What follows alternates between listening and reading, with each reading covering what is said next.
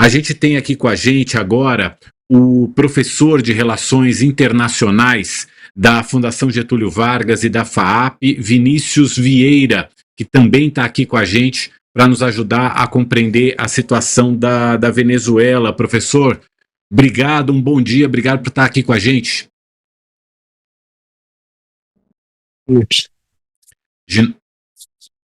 Agora, eu acho que nós ouvimos. Vou dar bom dia de novo só para a gente testar o áudio, professor. A gente está com um probleminha no áudio do professor Vinícius Vieira. Em algum lugar está faltando ligar aquele botãozinho, aquele famoso botãozinho. Acho que agora foi. O senhor nos ouve bem, professor?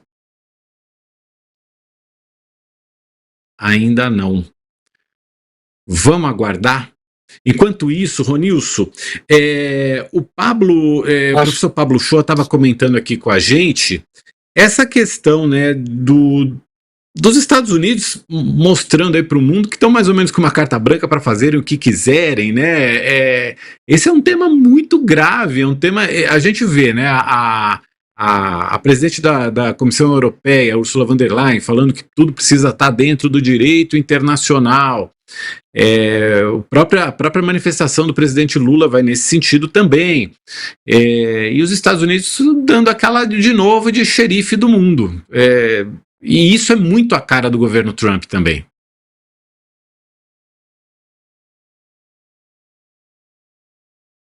Não sei se o Ronilson travou. Eu acho que o Ronilson congelou, né? Então eu vou com você, Sakamoto.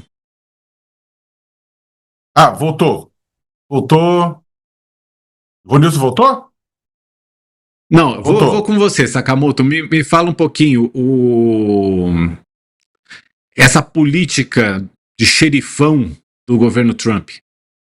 Então, o interessante nessa história inteira, Mauro, é que isso vai de encontro, ou seja, vai no sentido contrário da própria promessa norte-americana de um certo, não vou dizer isolacionismo, mas de evitar a abertura de novas guerras, de novos conflitos, de ataques em outros países, que foi uma promessa dos Estados Unidos, foi uma promessa do Trump de concentrar os recursos norte-americanos que eram usados da forma bélica em guerras, manutenção de conflitos ou em outras ações ao redor do mundo, concentrar isso nos Estados Unidos, concentrar isso para usar a favor dos trabalhadores norte-americanos. Então, durante um tempo, aquele grupo MAGA, Make America Great Again, os seguidores mais radicais de Donald Trump, eles defendiam pesadamente essa coisa quase que isolacionista, né?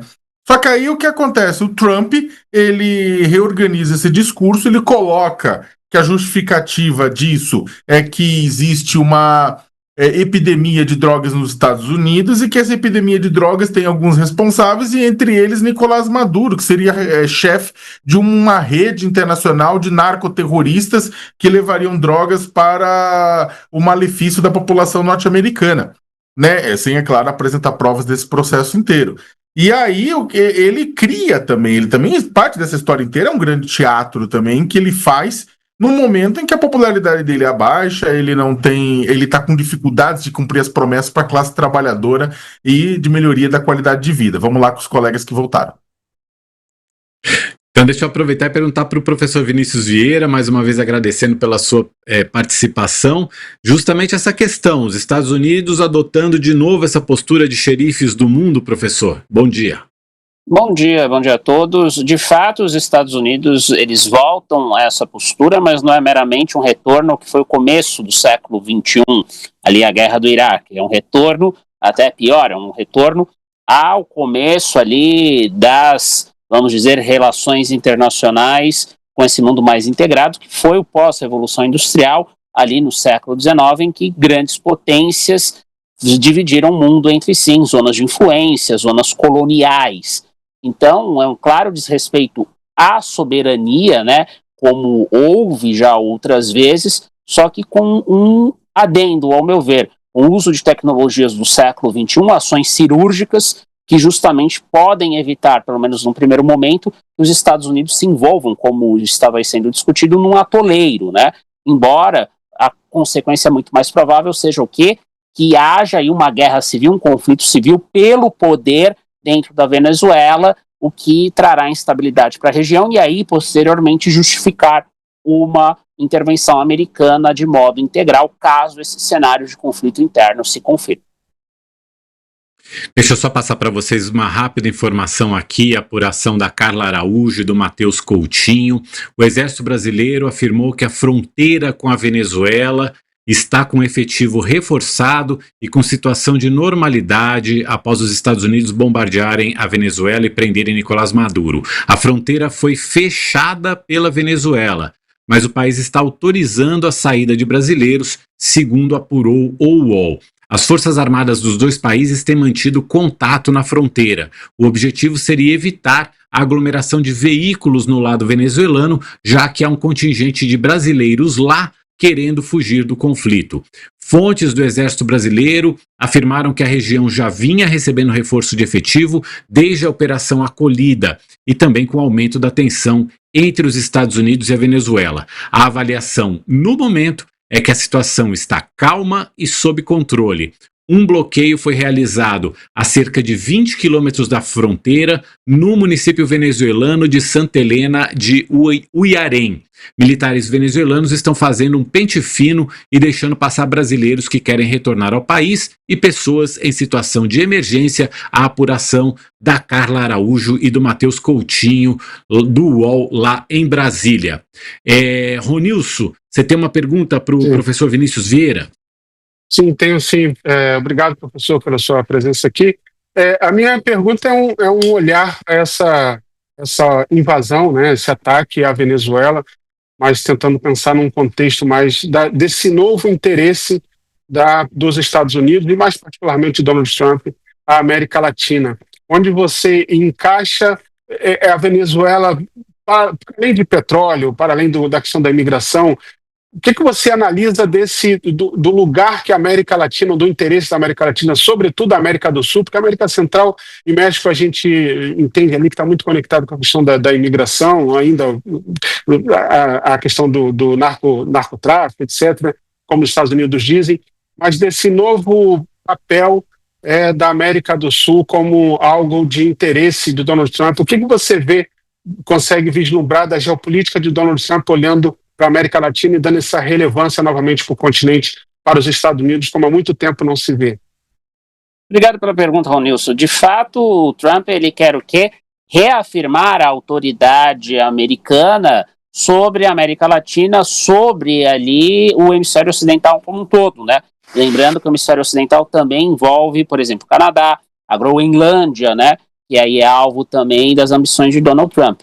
E mais do que petróleo, nós temos também aí, acho que duas questões. O acesso eventual a outros minerais, principalmente os terras raras, nesse sentido o Brasil tem que ficar de olho, tanto que já busca aí uma saída negociada com os Estados Unidos para o compartilhamento desses recursos. Claro que tem a questão do narcotráfico, que deve ser combatido, mas não dessa forma. E, por fim, nós também devemos pensar numa sinalização para a Rússia e para a China. Porque Venezuela, aí, goste-se ou não desse fato, goste-se ou não do Maduro, ele fez ali alianças com a Rússia, com a China. Então você tem ali uma sinalização. Quem manda no hemisfério ocidental somos nós. O quintal aqui é nosso. Então, portanto, potências externas não podem interferir nesse ponto. Então, é um recado não só para outras lideranças na América Latina, de que Trump está disposto a intervir se for necessário, dessa forma brutal, mas também é um recado para as outras duas grandes potências, China e Rússia, e a Europa fica de fora disso porque não dispõe no momento de poder militar. Então Trump ignora declarações como essa aí da Ursula von der Leyen, reivindicando o uso do direito e o respeito, melhor dizendo, ao direito internacional. Vinícius, bom dia. A gente vai, Sakamoto, deixa eu só rapidinho que a gente tem um intervalo para fazer aqui com o pessoal que está na TV a cabo e a gente volta já já. Sakamoto. Vinícius, obrigado aqui pela presença, né, nesta manhã de final de semana. Com relação, você acabou de falar da China e da Rússia, eu queria me deter um pouco mais sobre isso. Você tem, no caso, os Estados Unidos atacando a Venezuela, né, naquilo que eles chamam de quintal. A Rússia atacou a Ucrânia naquilo que eles chamam de quintal. e a China já avisou que Taiwan é deles, ninguém tasca, porque é parte integrante do território, não é nem quintal, segundo a China, é parte integrante do território de uma única China. Esse ataque, né, e essa ação de tirar o governante, né, mais que seja um ditador autocrático, tira o governante, leva para o próprio país para julgar sobre as leis dos Estados Unidos, não as leis internacionais. Como é que fica isso com relação à legitimidade do Trump agora para mediar ou tentar interferir em conflitos nessas outras duas esferas de influência? Acho que Trump, Sakamoto, principalmente se prestarmos atenção às atitudes dele quanto ao Putin, ele vai lavar simplesmente as mãos, né? Se houver, por exemplo, como também já foi discutido, uma captura hipotética do Zelensky pelo Putin, ou então ali a China fazer o mesmo tipo de ação contra Taiwan. Ou seja, abriu-se aqui uma caixa de Pandora em que os Estados Unidos parecem também querer sinalizar, olha, se vocês fizerem ações similares em outras partes do mundo, desde que não haja aqui uma afronta imediata aos interesses americanos, vocês podem fazer. E isso vai prejudicar, acho que sobretudo, os países que sempre confiaram no direito internacional, pelo menos aí na era da globalização, ou quiçá, se levarmos em conta o desenvolvimento do direito internacional ao longo do século XX, países como o Brasil, como a própria Índia, embora ela tenha armas nucleares, ela é uma potência ali de segundo nível, segundo muitos analistas, a Turquia, a África do Sul, todos eles estão aí à mercê de ações, acho que mais robustas em função dessa doutrina Monroe, né? Ou seja, a combinação da doutrina Monroe com o Trump querendo aí fazer as coisas às custas, né? Ignorando totalmente o direito internacional. A gente já está de volta com quem nos acompanha também pela TV a cabo. A gente está nessa cobertura especial do canal UOL, do UOL News, sobre o ataque dos Estados Unidos à Venezuela com a prisão do presidente Nicolás Maduro. A gente está conversando com o professor Vinícius Vieira. Professor, o governador do Paraná, Ratinho Júnior, publicou agora há pouco na rede social X o seguinte texto: quero parabenizar o presidente Trump pela brilhante decisão de libertar o povo da Venezuela, um povo que estava sendo oprimido há décadas por tiranos antidemocráticos. Viva a liberdade, viva a democracia, viva a Venezuela. A Venezuela está de fato libertada de um regime tirânico, ou isso é um discurso de candidato, de pré-candidato à presidência, professor? É um discurso de pré-candidato, mas muitos aí até me permitem aqui o parênteses, acham que o Ratinho Júnior é uma solução centrista, de centro-direita, mostra que ele é um despreparado para comandar as relações internacionais do Brasil, caso seja candidato, e se for candidato, vier a ser presidente da República. Porque é o primeiro comprometimento da diplomacia brasileira, não é uma questão do partido A, B ou C, a própria ditadura militar, é importante lembrar, sempre seguiu ali, na medida do possível, dentro das nossas tradições, o direito internacional.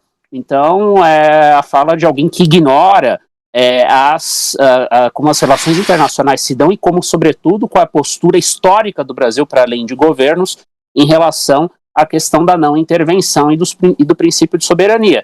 E ainda que o Ratinho Júnior tivesse alguma razão aí no que ele falou, tivesse alguma lógica dentro do direito internacional, é importante lembrar, o regime não caiu. Quem assumiu ali foi a vice-presidente venezuelana e, por hora, o regime está de pé. Então, pode haver uma queda? Pode haver, mas como eu falei inicialmente na minha fala, ali na nossa conversa, nós temos aí muito que ainda observar, uma eventual guerra civil, uma divisão de poderes, uma aliança com os americanos, todo esse cenário está em aberto e me parece que ele só conseguiu ali falar com a própria bolha da extrema-direita que ele parece querer atrair em vez de se mover ao centro, que é o que muitos ambicionam aí para o Ratinho Júnior no cenário presidencial, da corrida presidencial de 2026. Ronilson. Ronilson. Sim, é bem rápido aqui. Daqui a pouco a gente tem a declaração, né, de Donald Trump, vai falar um pouco sobre as razões e as justificativas e o que legitima esse ataque. Mas eu queria ver se você consegue vislumbrar alguma possibilidade de que dê legitimidade para essa decisão de Donald Trump. Vamos considerar que a mais possível né, que ele tem ali ele tem uma brechazinha ali que ele pode tomar, ordenar um ataque e comunicar e tem 48 horas para comunicar ao Congresso, por exemplo. Pode ser uma alternativa que é muito frágil, já pode ter até comunicado, mas as justificativas não aparecem muito aqui dentro daquilo que a gente conhece. Você vislumbra alguma possibilidade de legitimidade de Donald Trump para tomar esse ataque, para realizar esse ataque que surpreende o mundo, ou a gente está diante de uma decisão totalmente autocrática e, inclusive, que pode trazer ainda importantes consequências políticas internas nos Estados Unidos? Bem, Ronilson, do ponto de vista internacional, a falta de legitimidade é total. Do ponto de vista doméstico, aí acho que há margens para pensar, né, se o presidente ele pode justamente fazer isso, primeiro um ataque, depois buscar a legitimidade do Congresso. Isso ele pode ali usar, né, argumentos em torno da necessidade de perigo imediato para os Estados Unidos, e aí o presidente age, mas claramente é mais uma etapa nessa concentração de poder que vai para além da política externa e também envolve a política doméstica dos Estados Unidos. Ou seja, o ataque não é só perigoso, portanto, para as relações internacionais, para o direito internacional, mas também para o equilíbrio de poderes interno nos Estados Unidos, que já vem sendo bastante comprometido por Donald Trump, por uma série aí de razões, desde o tarifaço até mesmo aí ações personalistas, como, por exemplo, nomear, né, o Kennedy Center, lá de artes, junto com o nome de Donald Trump, né, uma ação claramente aí que relembra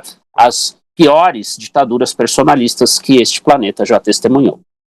A gente estava até falando agora há pouco, Vinícius, com relação... Oi, posso fazer uma rapidinho, Mauro? Não, só para dizer que é a última, porque o professor também tem compromisso, mas manda ver. Ah, tá. Não, é jogo rápido, porque é o seguinte, a gente estava até conversando aqui que uma parte do público MAGA, do público do mais extremista de Trump, né, mais fiel, ele caiu naquela história durante as eleições, quando o Trump defendia interromper ações militares ao redor do mundo e usar os gastos aqui dentro, quer dizer, dentro dos Estados Unidos, né, dentro do seu território. Como é que fica esse público agora em meio a isso? É claro que tem todo um naco de simbolismo, de entretenimento, de cortina de fumaça, das ações do governo para esconder outros fracassos em outras áreas. Mas como é que fica esse público que acreditou que não haveria essas intervenções e que o dinheiro seria gasto dentro dos Estados Unidos? Bem, Sakamoto, acho que o Trump está fazendo uma aposta. Contradiz o discurso de campanha, mas o que ele quer fazer no fundo? Sinalizar para essa base mais conservadora que ele está combatendo o narcotráfico.